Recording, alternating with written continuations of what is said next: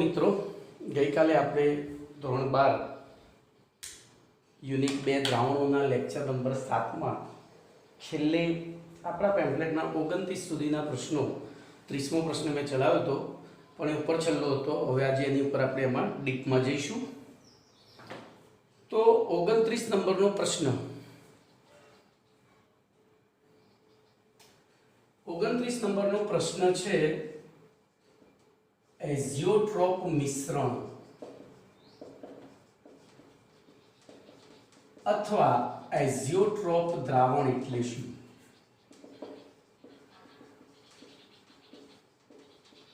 આપણે એની સમજૂતી આપવાની છે. હવે એ સમજાવતા પહેલા હું ઉત્કલન બિંદુની વ્યાખ્યા આપીશ. જોજો, આ બહુ મહત્વનો આર્ટિકલ છે. આ ના આવડતું હોય ત્યાં સુધી આ ગોખવું પડે. હવે તમને એમ થશે કે સાહેબ ઉત્કલન બિંદુની વ્યાખ્યા તો અમને 7મા ધોરણમાં ભણાવી હતી, તો 7મા ધોરણમાં તમને એવી વ્યાખ્યા અથવા તો 8મા ધોરણમાં જે વ્યાખ્યા ભણાવી હતી એવી રીતે એ હતી કે જે તાપમાને પ્રવાહી પદાર્થ નું વાયુ સ્વરૂપમાં, જોજો, વાયુ સ્વરૂપમાં રૂપાંતરણ થાય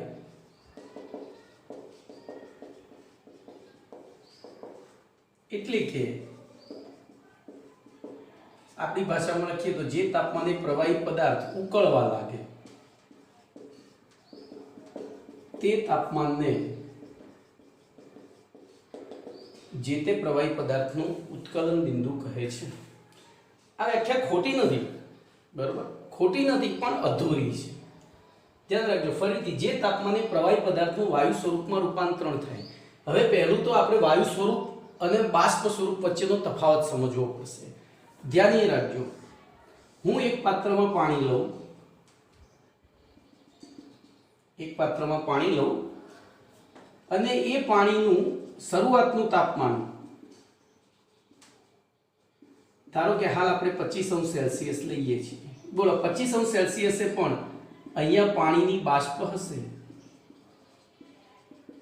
કારણ કે કોઈ પણ તાપમાને પાણીની બાષ્પ તો હોય જ, બરોબર? અને ઉપરનું આ વાતાવરણ, આપણે ઉપર આ રીતે લખીશું વાતાવરણ. પાત્ર ખુલ્લું જ છે, પણ એની ઉપર વાતાવરણ રૂપી આવરણ આવેલું છે. તો આનું તાપમાન હવે આપણે જેમ વધારતા જઈશું તો તાપમાન વધારતા, બોલો શું થશે? તો પાણીનું બાષ્પમાં જવાનો દર વધશે. ધ્યાન રાખજો, આ વસ્તુ સમજવાની છે. આ બાષ્પ સ્વરૂપ છે. હવે બાષ્પ એ વાયુ અને પ્રવાહી અવસ્થાને જોડતી અવસ્થા છે. જોજો, પ્રવાહી અવસ્થામાં આંતરાણુય આકર્ષણ બળ વધારે હોય, એનાથી ઓછું બાષ્પમાં હોય, અને એનાથી ઓછું વાયુમાં હોય. એટલે વાયુમાં એકદમ નિર્બળ આંતરાણુય આકર્ષણ હોય, એટલે વાયુ એસ્કેપ એટલે કે ભાગી જાય. બે અણુઓ જોડે ના રહે. તમે જોજો, બાષ્પ છે ને ભેગી રહેવા પ્રયત્ન કરશે, અને એના લીધે જ વાદળની રચના થાય છે. વાદળ તમને આમ આકાશમાં દેખાય ભેગું, પણ ભેજ ના દેખાય, કારણ કે વાયુ સ્વરૂપ આવી ગયું છે, એટલે દૂર ભાગી ગયો છે. એ જ પાણી વાયુ સ્વરૂપ. તો વાયુ સ્વરૂપમાં હવે જોજો, આ બાષ્પને વાયુમાં રૂપાંતરિત થવું હોય એટલે શું કરવું પડે? અહીંથી આ વાતાવરણ રૂપી ઢાંકણને ખોલવું પડે. જ્યાં સુધી એ વાતાવરણ રૂપી ઢાંકણને ધક્કો મારી ખોલી નહીં શકે ત્યાં સુધી એ બાષ્પમાં જ રહેશે, કારણ કે એની ઉપર દબાણ લાગે છે એટલે H2O ના જે અણુઓ છે આ વિસ્તારમાં એ એકબીજાની નજીક રહેશે એટલે એમનું આકર્ષણ બળ વધારે હશે. એને આપણે બાષ્પ સ્વરૂપ કહ્યું. તો અહીંયા આપણે ગરમ કરતા જઈએ અને અહીંયા બાષ્પ વધતી જાય તો બાષ્પ દબાણ પણ વધતું જાય. બોલો, એક તાપમાન એવું આવશે કે અહીંયા આ બે દબાણો વચ્ચે ગતિશીલ એટલે કે વાતાવરણ વડે લાગતું દબાણ અને પાણીની બાષ્પ એટલે કે પ્રવાહીની બાષ્પ વડે લાગતું દબાણ, એની વચ્ચે એક સંતુલન સ્થપાશે. અને એના પછી 0.1°C પણ તાપમાન વધારવામાં આવે તો આ દબાણ વધી ગયું, એટલે કે બાષ્પ વડે લાગતું દબાણ વધી ગયું અને વાતાવરણના અણુઓ ખસી જશે અને આ પ્રવાહી અથવા તો પાણીનો અણુ અહીંથી બહાર નીકળી જશે. હવે બહાર નીકળી ગયો એટલે શું થયું? એ એસ્કેપ થઈ ગયો, ત્યાંથી ભાગી ગયો, એ વાયુ બની ગયો. શું બની ગયો? વાયુ. તો હવે આપણે આ જ વ્યાખ્યાને મોડિફાઈડ કરીએ. બોલો, જે તાપમાને પ્રવાહી પદાર્થનું વાયુ સ્વરૂપમાં રૂપાંતરણ થાય અથવા તો તેને ઉકળવા લાગે, આ ઉકળવા લાગ્યું કહેવાય. તો આ વ્યાખ્યાની આધુનિક સ્વરૂપ શું છે? તો હું આકૃતિ ભૂસી અને આધુનિક સ્વરૂપ લખીશ. બોલો આકૃતિ મેં ભૂસી દીધી છે જાણી જોઈને. હવે તમે મને કહો કે કયા તાપમાને એ ઉકળશે અથવા તો વાયુ સ્વરૂપમાં ફેરવાશે. આપણે એક્ઝેક્ટ તાપમાન નોંધવું હોય તો એના માટે ઉત્કલન બિંદુની આધુનિક વ્યાખ્યા જોઈએ. આધુનિક એટલે સર્વગુણ સંપન્ન. જે તાપમાને પ્રવાહી પદાર્થનું બાષ્પ દબાણ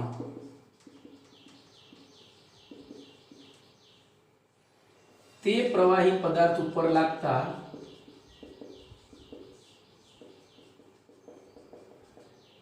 વાતાવરણના દબાણ જેટલું થાય, વાતાવરણના બાહ્ય દબાણ, આ બાહ્ય મેં શબ્દ વધારાનો લખ્યો છે, વાતાવરણના દબાણ જેટલું થાય તે તાપમાનને જે તે પ્રવાહીનું શું કહેવાય? ઉત્કલન બિંદુ. ફરીથી ધ્યાન રાખજો, મારે ખાલી આટલી જ આકૃતિ દોરવાની છે. અહીંયા કોનું દબાણ લાગતું હતું? વાતાવરણનું. કોનું? વાતાવરણનું. નીચેથી કોનું દબાણ લાગતું હતું? આનું બાષ્પ દબાણ. બરોબર. હવે જ્યાં સુધી આ બાષ્પ દબાણ વાતાવરણ દબાણ જેટલું નહીં થાય ત્યાં સુધી તો બાષ્પને પાછું ક્યાં જવું પડશે? નીચે પ્રવાહીમાં, અને ત્યાં ગતિશીલ સંતુલન સ્થપાયેલું હશે. પણ જ્યારે આ બાષ્પ દબાણ, જે તાપમાને આ બાષ્પ દબાણ બેના સરખું થઈ ગયું, સરખું થયું, એના પછી 0.00001 વાતાવરણ પણ વધે છે, તો એ શું થઈ જાય? અહીંથી આને ધક્કો મારી અને બહાર નીકળી જાય, વાયુમાં રૂપાંતરિત થઈ જાય. કમ્પ્લીટ. તો આ નવી આધુનિક વ્યાખ્યા છે. હવે આપણે એઝિયોટ્રોપ મિશ્રણની વ્યાખ્યામાં જઈશું. તો હવે આપણે પ્રશ્ન નંબર 29 ભણીશું. તો એઝિયોટ્રોપિક મિશ્રણમાં અહીંયા ધ્યાન રાખજો, આપણે બે પદાર્થોનું પ્રવાહી મિશ્રણ જ લેવાનું છે. આમાં બે પ્રવાહી પદાર્થોનું દ્રાવણ લેવાનું છે. ધારો કે હું અહીંયા પાણી અને ઇથેનોલ લઉં છું. ઉદાહરણ ધ્યાન રાખજો, શાંતિથી સમજો, આપણે કોઈ ઉતાવળ કરવી નથી. બરોબર, આપણે કોઈ ઉતાવળ કરવી નથી. આ બધા જીનિટના મસ્ત આર્ટિકલ છે. બોલો, આની સપાટી ઉપર કોના અણુ હશે? તો પાણીની બાષ્પ પણ હશે અને ઇથેનોલની બાષ્પ પણ હશે. હવે આપણને ખબર છે કે આ બેમાં કોનામાં આંતરાણીય આકર્ષણ વધારે છે? તો પાણીમાં. પાણીમાં આંતરાણીય આકર્ષણ ઇથેનોલ કરતા વધારે છે. એટલે ઇથેનોલ સરળતાથી તમે ઇથેનોલ હાથે લગાવો તો તરત સુકાઈ જાય, ફૂંક મારો ઉડી જાય, કારણ કે એમાં આંતરાણીય આકર્ષણ બહુ ઓછું છે. પણ પાણી લૂછવું પડે છે અથવા તો 5-1 મિનિટ હાથ આમ રાખી મૂકવો પડે છે. તો અહીંયા બોલો, આ પાણીની બાષ્પ વડે વધુ દબાણ હશે કે આના વડે લાગતું દબાણ વધુ હશે? તો ઇથેનોલ વડે લાગતું દબાણ કેવું હશે? વધુ. ચલો, સમાન તાપમાને આપણે 40°C જ લઈએ, વધુ હશે, આ ઓછું હશે. કમ્પ્લીટ. પણ આપણે અહીંયા એવું કરીએ કે આ પાણી અને ઇથેનોલનું પ્રમાણ એવું લઈએ, પાણી અને ઇથેનોલનું અહીંયા દળ પ્રમાણ અથવા તો કદથી પ્રમાણ એવું લઈએ કે આ બંને દબાણ સરખા થઈ જાય. કેવા થઈ જાય? સરખા. આમ કાયદેસર જો તમે પાણીમાં ઇથેનોલ બનાવશો તો શું થશે? તો પાણીમાં ઇથેનોલ એટલે દ્રાવણ બનાવશો તો ઇથેનોલ વધુ બાષ્પશીલ છે એટલે એની બાષ્પ વધારે જશે. પણ આપણે એવું કરીએ કે પાણી ઓછું કરી દઈએ અને ઇથેનોલ ઓછો કરીએ અને પાણીનું પ્રમાણ વધારીએ. ઓકે, તો આવી પરિસ્થિતિમાં આપણને એક એવું સંઘટન, અહીંયા એવું એક ટકાવાર પ્રમાણ મિશ્રણ મળશે કે જે વખતે આ બંનેના બાષ્પ દબાણ કેવા હશે? સરખા. અને સરખા હશે અને પછી આપણે તાપમાન વધારીશું તે સરખી રીતે વધતા જશે, અને સરખી રીતે વધતા જશે તો બંને એક સાથે એમનું દબાણ આ એક વાતાવરણથી વધારે થઈ જશે. એટલે કે ઉપરથી લાગતા દબાણથી વધારે થશે, બંને એક સાથે પાત્રમાંથી એસ્કેપ થશે. બરોબર, બંને એક સાથે એટલે કે બંને એક સાથે ઉકળવા લાગશે. આમ તો આપણે 11મા ધોરણના 12મા પાઠમાં નિસ્યંદન ભણી ગયા છીએ. નિસ્યંદનમાં આપણે જો સામાન્ય રીતે ભેગું કરીને મૂકી દઈએ તો નિસ્યંદનમાં શું થાય કે પહેલું ઇથેનોલ નીકળી જાય, કારણ કે ઇથેનોલ આંતરાણીય આકર્ષણ ઓછું છે એટલે શું થશે? ઇથેનોલનું આંતરાણીય આકર્ષણ ઓછું છે એટલે એનું બાષ્પીભવન ઝડપથી થાય, એનું ઉત્કલન બિંદુ નીચું છે એટલે પહેલું નિસ્યંદન ચંબુમાંથી કોણ બહાર નીકળી જશે? ઇથેનોલ. એ નીકળી ગયા પછી પાણી નીકળશે. પણ અહીંયા જો આપણે 95% ઇથેનોલ અને 5% પાણીનું મિશ્રણ લઈએ, આની અંદર પાણી 5% અને ઇથેનોલ 95%, તો આ બંનેના બાષ્પ દબાણ અહીંયા સમાન થઈ જાય છે. કેવા થઈ જાય છે? સમાન. આનું બાષ્પ દબાણ પણ, ધારો કે હું આનું બાષ્પ દબાણ x ગણું તો આનું પણ x થઈ જાય છે. અને પછી તાપમાન વધારીએ તો બંનેના એક સાથે સરખો વધારો થાય. સરખો વધારો થાય એટલે શું થશે? હવે આ બેમાંથી 78 અંશે આ એક વાતાવરણ થાય છે, આપણને ખબર છે. ઇથેનોલનું ઉત્કલન બિંદુ ઇથેનોલ 78 આ જીવન યાદ રહેવું છે. તો 78 અંશ સેલ્સિયસે આ એક વાતાવરણ થાય છે. તો એનો મતલબ હવે પાણીએ પણ 78 અંશ સેલ્સિયસ એક વાતાવરણ થશે. તો 78 અંશ સેલ્સિયસ તાપમાને આ બંને બહાર નીકળી જશે, એટલે કે બંને એક સાથે ઉત્કલન પામશે. એટલે કે આવા મિશ્રણોને આપણે સરળતાથી અલગ કરી શકતા નથી. આવા મિશ્રણોને એઝિયોટ્રોપ દ્રાવણ અથવા તો એઝિયોટ્રોપ મિશ્રણ કહે છે. તો હવે હું ચોપડી પ્રમાણે તમારી વ્યાખ્યા આપીશ, બરોબર? તો જો આ ચોપડી એટલે કે પેમ્પલેટમાં લખ્યું છે, કેટલાક બે અલગ અલગ પ્રવાહી પદાર્થોને ચોક્કસ પ્રમાણમાં મિશ્ર કરી દ્વિઅંગી દ્રાવણ બનાવવામાં આવે ત્યારે આવા દ્રાવણોની પ્રવાહી અવસ્થા અને બાષ્પ અવસ્થામાં મિશ્ર થયેલા બંને પદાર્થોનું સંઘટન સમાન હોય છે. બંને પદાર્થોનું સંઘટન, અહીંયા જો 5% પાણી છે ને ઇથેનોલ 95% છે ને, તો અહીંયા એવું જ થશે. ઉપર બાષ્પમાં પણ પાણીની બાષ્પ 5% જ હશે અને ઇથેનોલની બાષ્પ 95% હશે, બરોબર? પ્રમાણ સમાન હોય છે અને આવા દ્રાવણોમાં દ્રાવક અને દ્રાવ્ય બંને એક સાથે નિયત તાપમાને જ ઉકળે છે, બરોબર? આથી આવા દ્રાવણોમાંથી ઘટક પદાર્થોનું વિભાગીય નિસ્યંદન દ્વારા અલગીકરણ કરી શકાતું નથી. આવા દ્રાવણોને એઝિયોટ્રોપ મિશ્રણ અથવા એઝિયોટ્રોપ દ્રાવણો કહે છે. હવે એઝિયોટ્રોપ દ્રાવણ અથવા એઝિયોટ્રોપ મિશ્રણના પાછા બે પ્રકાર છે. આપણે જે બે પદાર્થો મિશ્ર કર્યા છે, ધારો કે મેં અહીંયા ઉદાહરણ લીધું પાણી અને ઇથેનોલ, તો એમાં પાણીનું ઉત્કલન બિંદુ વાસ્તવમાં શુદ્ધ પાણીનું ઉત્કલન બિંદુ 100 અંશ સેલ્સિયસ છે, જ્યારે ઇથેનોલનું 78 અંશ સેલ્સિયસ છે. પણ આ ટકાવાર પ્રમાણમાં મિશ્ર કર્યું તો એ કયા તાપમાને ઉકળ્યું? તો 78 અંશ સેલ્સિયસ. એટલે આવા મિશ્ર થયેલા બે પદાર્થો પૈકી જો નીચું ઉત્કલન બિંદુ ધરાવતા પદાર્થના ઉત્કલન બિંદુ જેટલા તાપમાને જો આ મિશ્રણ ઉકળવા લાગતું હોય તો એને ન્યૂનતમ ઉત્કલન બિંદુ એઝિયોટ્રોપ કહેવાય. અને જો ઉપરના આપણું આ છે, આ ઉદાહરણ ન્યૂનતમનું છે. શેનું છે? કારણ કે એ બેમાં 100 ડિગ્રી અને 78 ડિગ્રી બે ટેમ્પરેચર હતા, પણ એમાંથી કયા ટેમ્પરેચરે ઉકળ્યું? 78, એટલે કે નીચા તાપમાને. જો નીચા તાપમાને ઉકળતું હોય તો ન્યૂનતમ, ઊંચા તાપમાને ઉકળતું હોય તો મહત્તમ ઉત્કલન એઝિયોટ્રોપ મિશ્રણ અથવા એઝિયોટ્રોપ દ્રાવણ, બરોબર? હવે આપણે પહેલું ભણીશું ન્યૂનતમ ઉત્કલન એઝિયોટ્રોપ. તો એક તો મેં શીખવાડી દીધું છે, બરોબર? તો આપણે એની વ્યાખ્યા શું થાય? તો દ્રાવ્ય અને દ્રાવકનું, અહીંયા હું પ્રશ્નનું ટાઇટલ લખું,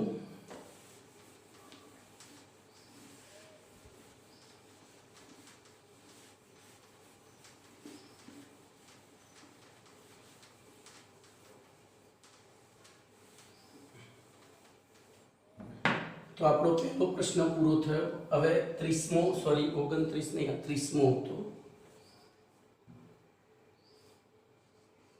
31મો લઈએ. ન્યૂનતમ એઝિયોટ્રોપ મિશ્રણ અથવા દ્રાવણ. બોલો, ક્લિયર? તો હવે વિચારો તો વ્યાખ્યા શું થશે?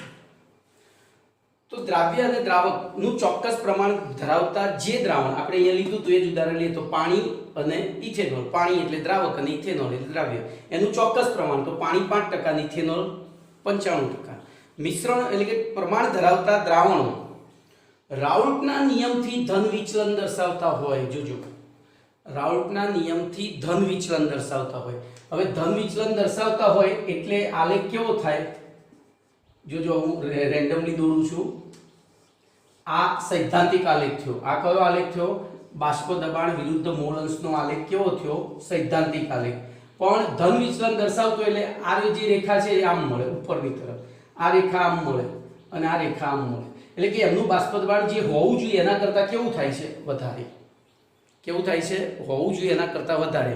એટલે જોજો, અહીંયા ઉપર વાતાવરણ, નીચે બાષ્પ દબાણ. આ જે હોવું જોઈએ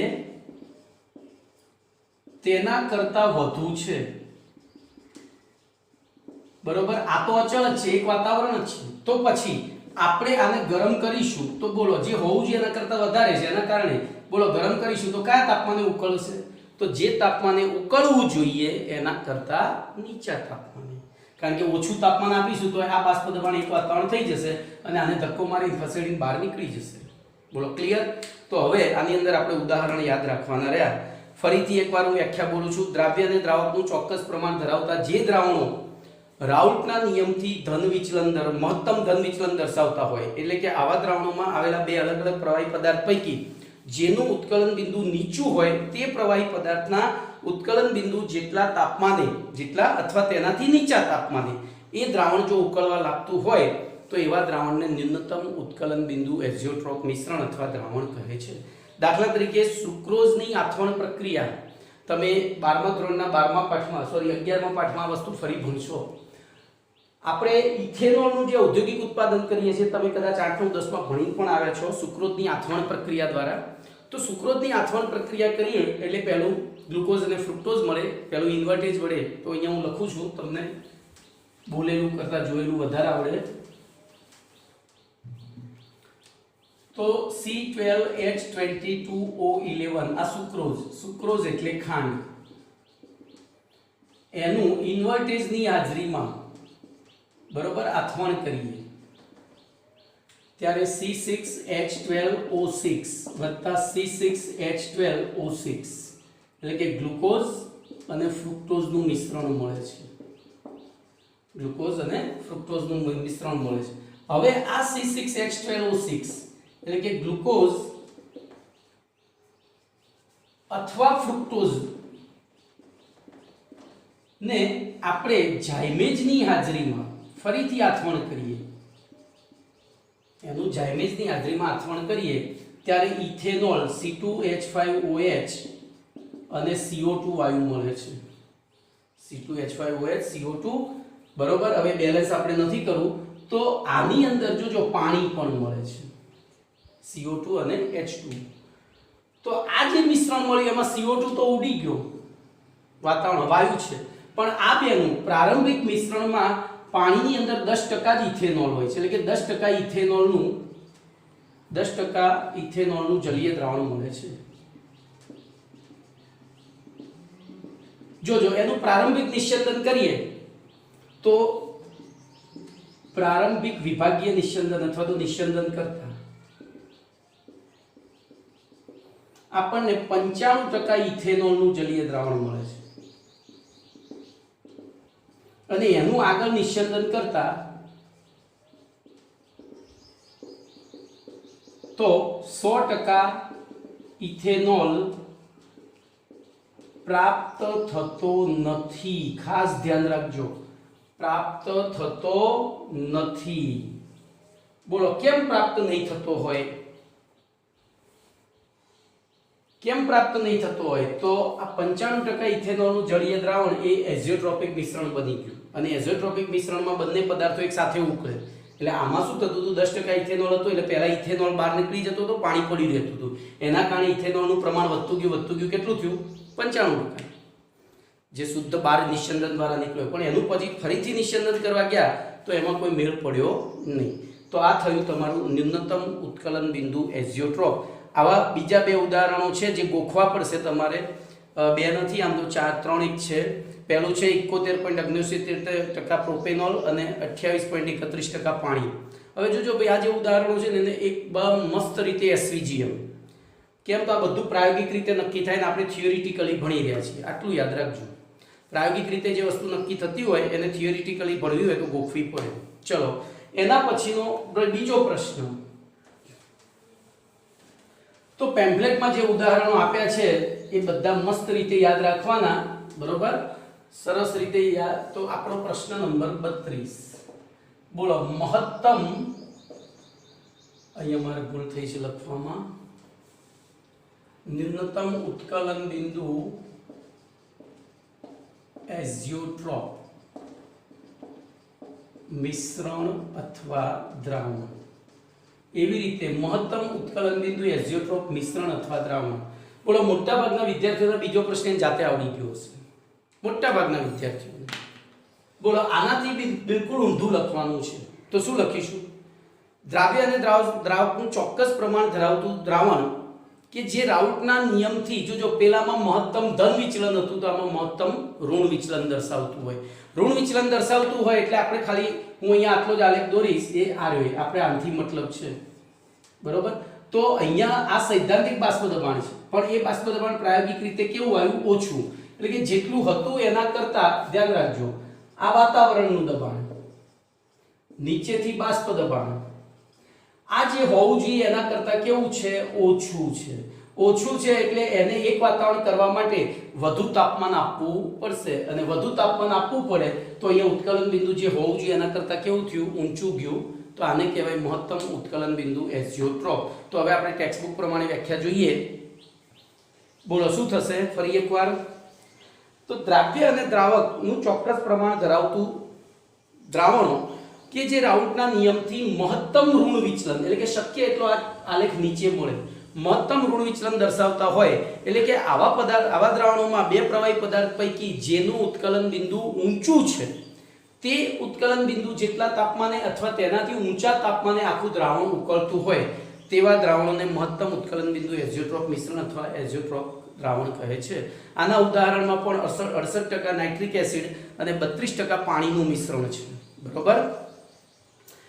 હવે જોજો, અહીંયા આપણે વાત કરીએ તો પાણીની પ્રવાહી અવસ્થા અને તેની ઉપર આવેલી બાષ્પ અવસ્થામાં નાઇટ્રિક એસિડ અને પાણીનું પ્રમાણ સમાન હોય આવા મિશ્રણમાં, અને આ મિશ્રણનું નિસ્યંદન કરતા તેમાં નાઇટ્રિક એસિડ અને પાણી બંને 120°C તાપમાને ઉકળે છે. આપણે દાખલા તરીકે 68% HNO3 નું જલીય દ્રાવણ બનાવીએ. ઉદાહરણ આપણે સમજીશું, પછી તમારે ગોખવાનું છે. નું જલીય દ્રાવણ બનાવીએ એટલે કે ટૂંકમાં આપણે શું કર્યું? 68 ગ્રામ HNO3 લીધો અને 32 ગ્રામ પાણી લીધું. બોલો, આ દ્રાવણની સપાટી ઉપર તો અહીંયા HNO3 પણ છે અને H2O પણ છે. તો અહીંયા HNO3 ની બાષ્પ પણ હશે, H2O ની પણ બાષ્પ હશે. બરોબર. અહીંયા આનું પ્રમાણ હતું 68%, આ 32% લખાય તો અહીંયા પણ એ જ થશે, 68%, 32%. પણ અહીંયા જ્યારે ઉકાળીશું, હવે આનું ઉત્કલન બિંદુ 120° છે, આનું 100° છે પાણીનું, આ ઉત્કલન બિંદુ. તો આને જ્યારે ઉકાળીશું એટલે હવે જોજો, આનું બાષ્પ દબાણ જે હોવું જોઈએ એના કરતા કેવું છે?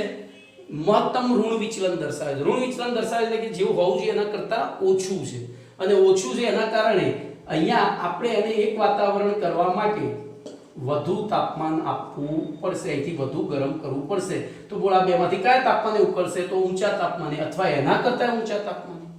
ઓકે.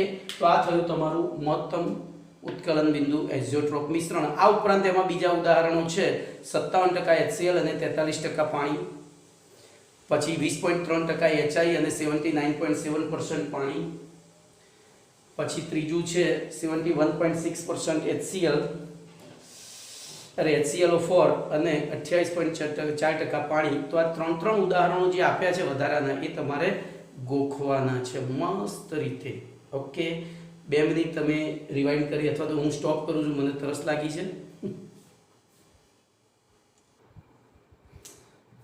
ચલો, એના પછી તો એઝિયોટ્રોપ સંઘટન એટલે શું? એક નાનો પ્રશ્ન છે, SQ છે. એઝિયોટ્રોપ સંઘટન એટલે શું? SQ છે એટલે હું અહીંયા નંબર નહીં આપી શકું, S6 છે. એઝિયોટ્રોપ સંઘટન એટલે શું? બોલો, ઉપરનો પ્રશ્ન તમે સમજ્યા હોય તો આનો જવાબ એની જાતે આવડી જાય. બોલો, તો જે આપણે કોઈ પણ બે પ્રવાહી પદાર્થોને મિશ્ર કરીએ, બરોબર, એનું જે ચોક્કસ ટકાવાર પ્રમાણ લઈએ અને એ ટકાવાર પ્રમાણ એટલે એનું સંગઠન. તો જે બે પ્રવાહી પદાર્થો એટલે કે પ્રવાહી દ્રાવક અને પ્રવાહી દ્રાવ્યમાંથી બનેલા દ્રાવણમાં દ્રાવ્ય અને દ્રાવકના જે ચોક્કસ ટકાવાર પ્રમાણ માટે એ મિશ્રણ એઝિયોટ્રોપિક મિશ્રણ અથવા તો એઝિયોટ્રોપિક દ્રાવણ તરીકે વર્તતું હોય તે ટકાવાર પ્રમાણને એઝિયોટ્રોપ સંઘટન કહે છે. બરોબર. તો વ્યાખ્યા રીતે અપાય: પ્રવાહી દ્રાવ્ય અને પ્રવાહી દ્રાવકમાંથી બનેલું દ્રાવણ એઝિયોટ્રોપ દ્રાવણ અથવા એઝિયોટ્રોપ મિશ્રણ તરીકે વર્તતું હોય ત્યારે તે પ્રવાહી દ્રાવણમાં આવેલા દ્રાવ્ય અને દ્રાવકના ટકાવાર પ્રમાણને એઝિયોટ્રોપ સંઘટન કહે છે. હવે પ્રશ્ન નંબર 33. પ્રશ્ન નંબર 33 છે, દ્રાવણના સંખ્યાત્મક ગુણધર્મોની વ્યાખ્યા આપી. તેના સંખ્યાત્મક, તો દ્રાવણના સંખ્યાત્મક ગુણધર્મ એટલે શું?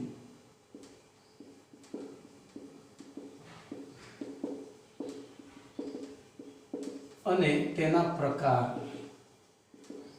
જોજો 11મા ધોરણમાં થર્મોડાયનેમિક્સમાં આપણે આ પ્રશ્ન ઓલરેડી ભણી ગયા હતા.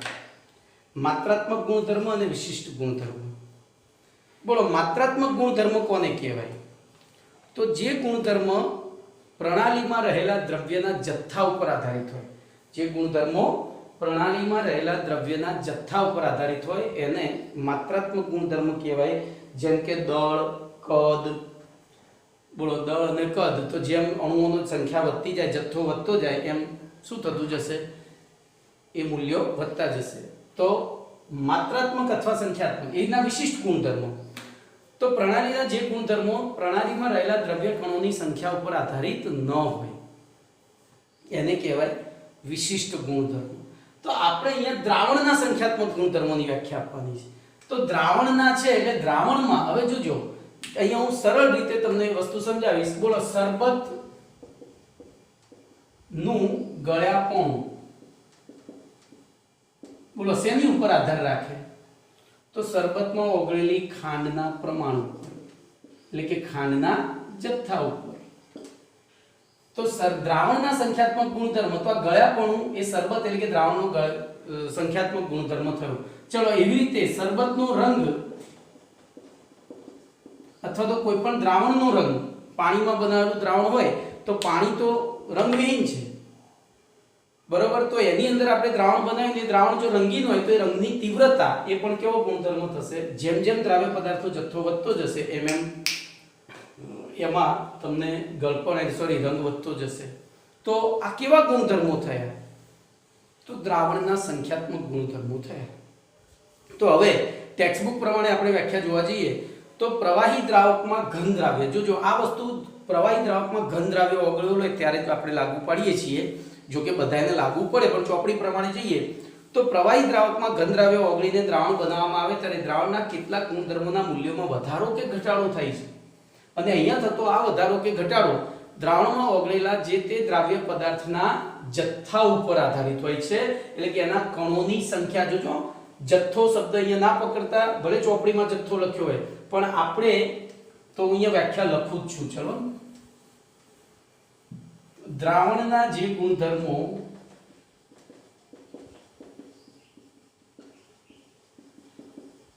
દ્રાવણમાં ઓગળેલા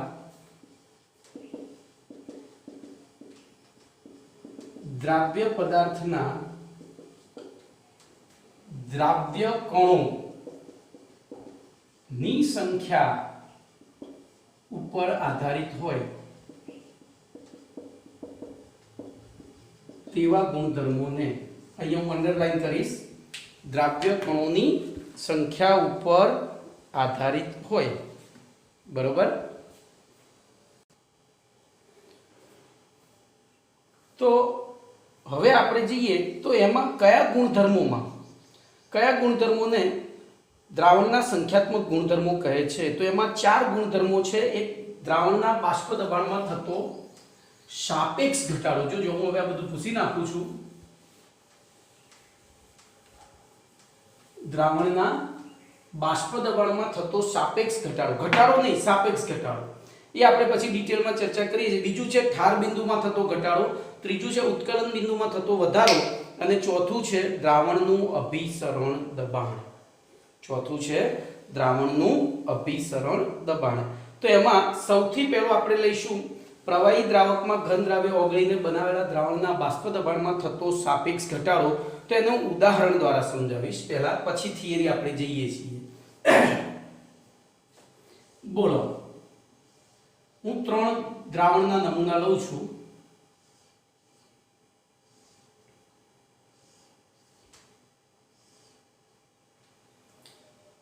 ત્રણે એક જ વસ્તુમાંથી બનાવેલા દ્રાવણો છે. 1 લીટર પાણી અથવા 1 કિલોગ્રામ પાણી આપણે લઈએ. લીટર લઈશું, કિલોગ્રામ લઈશું, બહુ ફરક નહીં પડે કારણ કે દ્રાવણની પાણીની ઘનતા 1 છે. એમાં 1 મોલ ખાંડ નાખી છે, બીજામાં 1 કેજી પાણી 2 મોલ ખાંડ નાખી છે અને ત્રીજામાં 1 કેજી પાણીમાં 3 મોલ ખાંડ નાખી છે, બરોબર?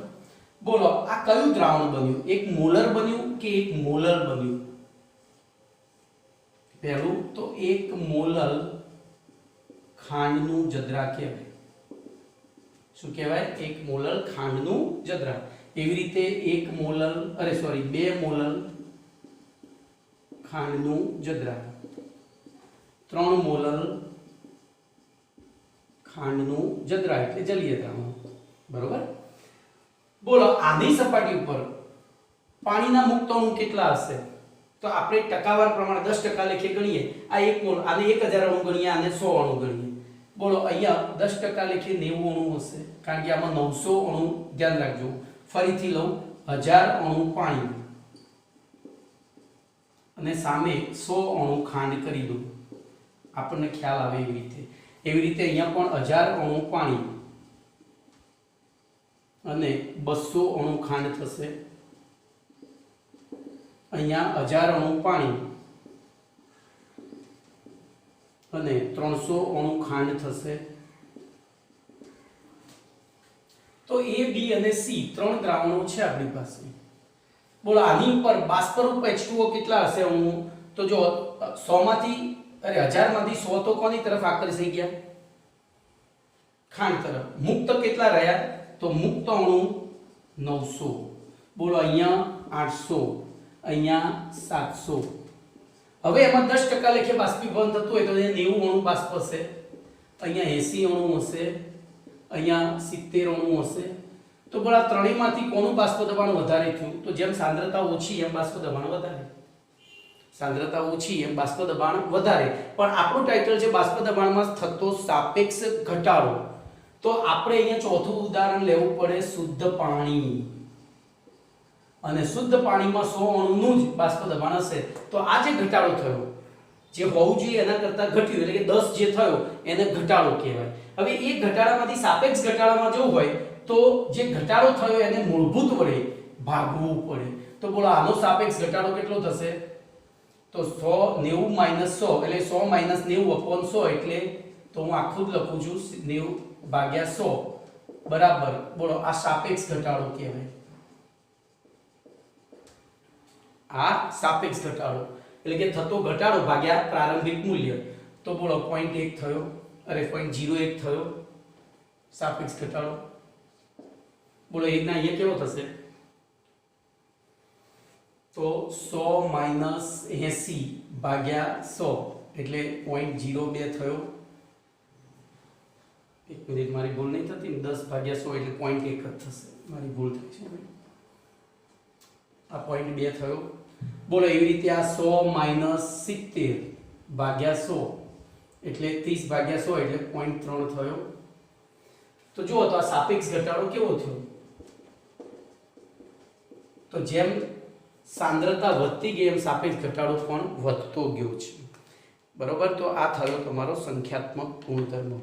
એવી રીતે હવે આપણે ચોપડી પ્રમાણે આને જઈએ. આ વસ્તુને ખાસ બે વખત ટ્વિસ્ટ કરીને, બે વખત રિવાઇન્ડ કરીને આટલું સમજજો તો થિયરી એન જાતે આવડી જશે. એના પછીનો જે 34મો પ્રશ્ન છે ને એમાં બહુ તકલીફ પડશે નહીં. આને સમજજો એટલે વાંધો નહીં આવે. ચલો હવે આપણે જોઈએ પ્રશ્ન છે તમારો 34મો.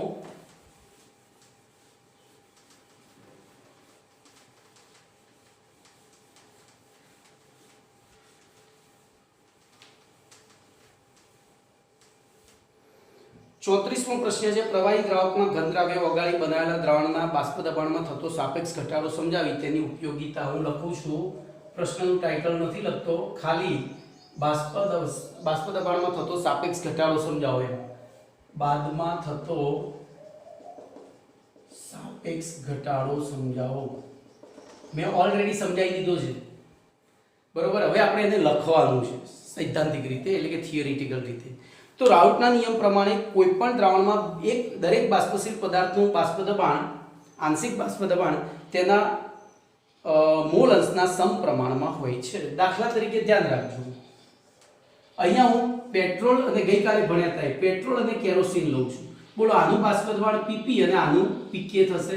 તો બોલો PP નું મૂલ્ય કોના સમપ્રમાણમાં હશે? તો આના મોલ અંશ XP ના. ગઈકાલે ભણ્યા હતા PP ચલે છે XP, એવી રીતે PK ચલે છે XK.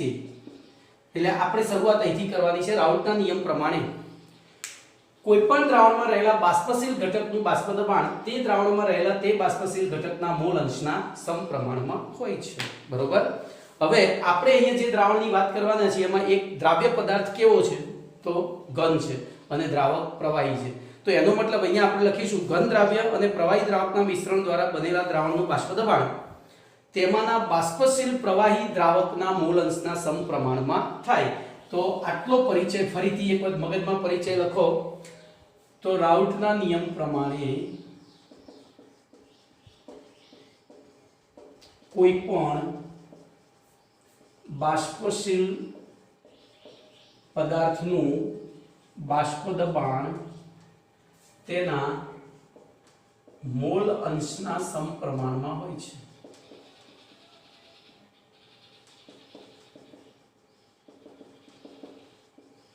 હવે અહીંયા આપણે કેવા દ્રાવણની વાત કરવાની છે તો અહીં ઘન દ્રાવ્ય વત્તા પ્રવાહી દ્રાવકમાંથી બનેલા દ્રાવણની વાત કરવાની છે. તો બાષ્પશીલ કોણ છે? આ જ છે. આ અબાષ્પશીલ છે. એટલે બોલો આવા દ્રાવણનું બાષ્પ દબાણ આ દ્રાવણ થયું. તો આવા દ્રાવણનું બાષ્પ દબાણ કોના મોલ અંશના સમપ્રમાણમાં હશે? તો દ્રાવકના. અને દ્રાવકનો મોલ અંશ તો શું થાય? x1. તો x1 લખી દો. ધારો કે એ બાષ્પ દબાણ P1 છે. આપણે અહીંયા શુદ્ધ અવસ્થા અહીંયા જોજો કેમ તો આનું બાષ્પ દબાણ P1 લખવું પડશે, આનું P2 લખવું પડશે. તો P1 ચલે છે શું લખી દીધું? બોલો x1 લખ્યું. આ બાષ્પ દબાણ P1 કેમ ચલે છે? x1.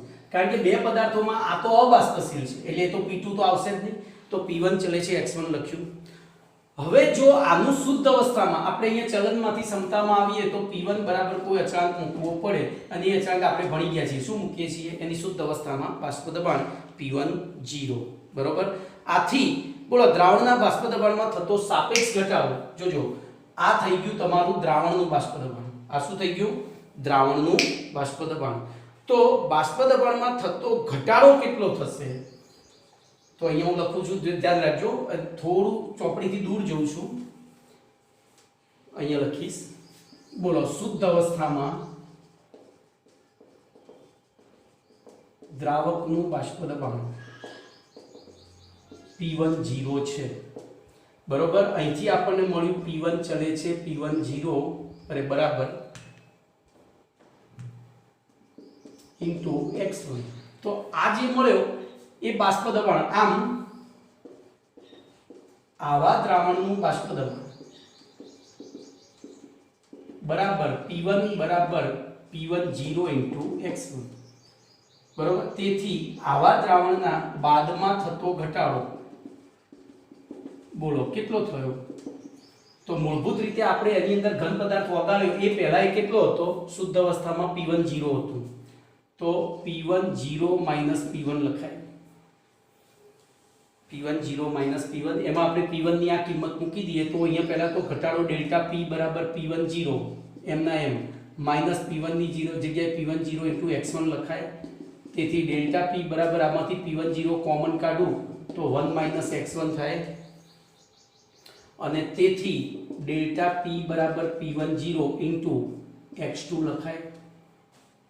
કે રીતે લખ્યું ખબર પડી? કોઈ પણ આપણે મોલ અંશમાં ભણી ગયા હતા. કોઈ પણ દ્રાવણમાં રહેલા બધા જ ઘટકોના મોલ અંશનો સરવાળો કેટલો થાય? 1. તો આ x1 છે તો 1 માઈનસ x1 કરીએ એનો મતલબ x2 મળી જાય. બોલો ક્લિયર? હવે આના ઉપરથી આપણે સૂત્રનો કરતા સાપેક્ષ ઘટાડો કરવો છે. તો સાપેક્ષ ઘટાડો એટલે જે ઘટાડો થયો એ મેં હમણાં કહ્યું હતું એમ ઘટાડો માઈનસ શરૂઆતનો ઘટાડો. તો બોલો હવે શું થશે અહીંયા? તો ડેલ્ટા P upon P1 0 બરાબર x2 લખાય. આ સાપેક્ષ ઘટાડો થયો. આ શું થયો? સાપેક્ષ ઘટાડો એટલે કે થયેલો ઘટાડો ભાગ્યા શરૂઆત. આ ઘટાડો હતો. ચલો પણ x2 બરાબર તો અહીંયા હું ડેલ્ટા P બરાબર ફરીથી પાછું શું લખી શકું? ડેલ્ટા P બરાબર ફરીથી શું લખી શકું? આ લખી શકું ને P1 0 P1. તો P1 0 P1 upon P1 0 બરાબર. બોલો x2 તરીકે શું લખી શકું? n2 upon n1 plus n2. તો આ થઈ ગયું તમારા બાષ્પ દબાણના સાપેક્ષ ઘટાડાનું સૂત્ર થઈ ગયું. શું થઈ ગયું? સૂત્ર. કમ્પ્લીટ. તો આ સૂત્રની તારવણી એકદમ સહેલી છે. પેલી આગળની વસ્તુ યાદ રાખશો તો બહુ જ સહેલું છે, કોઈ તકલીફ પડે એવું નથી. ચલો એના પછી આ સૂત્રની ઉપયોગિતા. હવે જો હું એમના એમ રહેવા દઈ, અહીંથી ભૂસી નાખું છું. બોલો આ સૂત્રની મદદથી આપણે શું કરી શકીએ? તો અતિ મંદ દ્રાવણો માટે ધ્યાન રાખજો. બોલો અતિ મંદ દ્રાવણ કોને કહેવાય? તો જેમાં દ્રાવ્ય પદાર્થનો જથ્થો ખૂબ જ ઓછો હોય. દ્રાવ્ય પદાર્થનો જથ્થો ખૂબ જ ઓછો હોય એટલે કે દ્રાવકની સાપેક્ષે દ્રાવ્યના મોલ ખૂબ જ ઓછા હોય. તો હું અહીંયા લખી શકું n1 is greater than n2 હોય છે. n1 એટલે દ્રાવ્યના મોલ દ્રાવકના મોલ અને n2 એટલે.